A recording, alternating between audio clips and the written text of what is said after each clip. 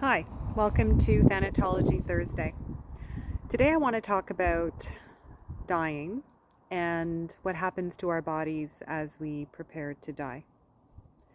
When my dad was dying, I noticed his skin started to change. It became translucent, and he also was sleeping a lot. And sleep was his way of recovering and also preparing for his last voyage.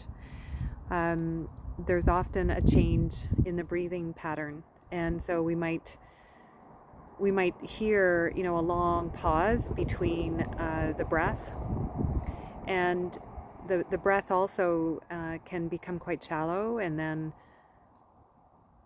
a long exhale. And so there's going to be changes to the breathing pattern as well.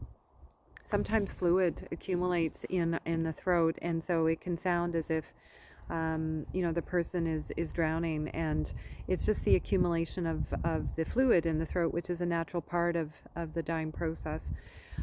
So it's really helpful, for people who are dying. I remember sitting with my dad, and he died from dementia, so he didn't really understand what was happening to him. But so many times, as people are nearing the hour of their death, they're really, really scared because they don't understand or know what is happening to them.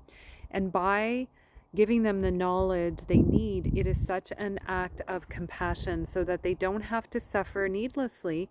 And the people who are around them, their loved ones, can also understand what is happening, and that it's a natural part of the dying experience.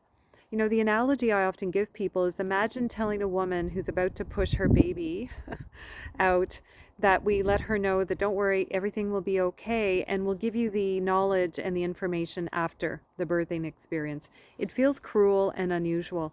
So as a grief advocate and a death advocate, it is really important for me that the people I provide support to have the knowledge they need so that they can make more informed decision. And what I've noticed is it eases their suffering. Pain is not optional. We will all endure deep pain as we continue to, be human.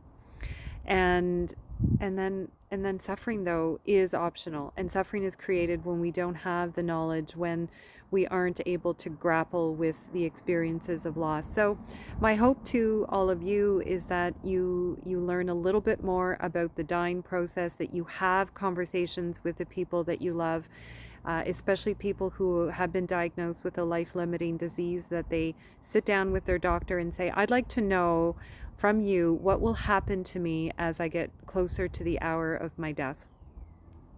For those who want a little bit more, I would strongly encourage you to review Catherine Mannix's work. She's a physician from England, and her work as a pioneer in this space has been remarkable. She's really inspired me to be able to talk a little bit more about the dying experience and what happens to us as we get closer to the hour of our death.